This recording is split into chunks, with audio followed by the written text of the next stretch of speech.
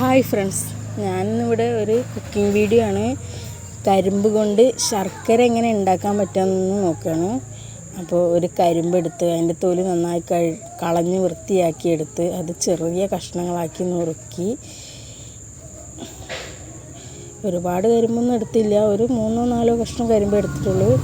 ചെറുതായി നുറുക്കിയെടുത്ത് അതിനി മിക്സിയുടെ ജാറിലിട്ട് നന്നായി അരച്ച്, വെള്ളം ചേർക്കാതെയാണ് അരച്ചത്, വെള്ളം ചേർക്കാതെ അരച്ചെടുത്തിട്ട് അതിൻ്റെ നീര് പിഴിഞ്ഞെടുത്ത ശേഷം അതൊരു ചുവട് കട്ടിയുള്ള ചട്ടിയിലൊഴിച്ച് തീ കത്തിച്ച് അത് വറ്റിച്ചെടുത്തിട്ട്, നമ്മൾ ശർക്കര ഉണ്ടാക്കണമൊക്കെ വീഡിയോയിൽ കണ്ടിട്ടുണ്ടല്ലോ, അതേ പ്രോസസ്സിങ് ചെയ്ത് നോക്കിയതാണ്, ആവോ ഇല്ലയെന്ന് അറിയാൻ വേണ്ടിയിട്ട്.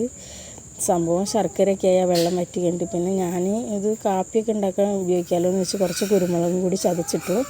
അപ്പോൾ അങ്ങനെ നമ്മുടെ ശർക്കര ഇവിടെ സെറ്റായിരിക്കുന്നു. അതൊരു ചോക്ലേറ്റ് ഇതാക്കണ ഒരു ഇതിലൊഴിച്ചിട്ട് കട്ടയാക്കി എടുത്തു. ഞാൻ കുട്ടികൾക്ക് കൊടുത്തപ്പോൾ കൊള്ളാം, അവർ കഴിക്കുന്നുണ്ടായിരുന്നു.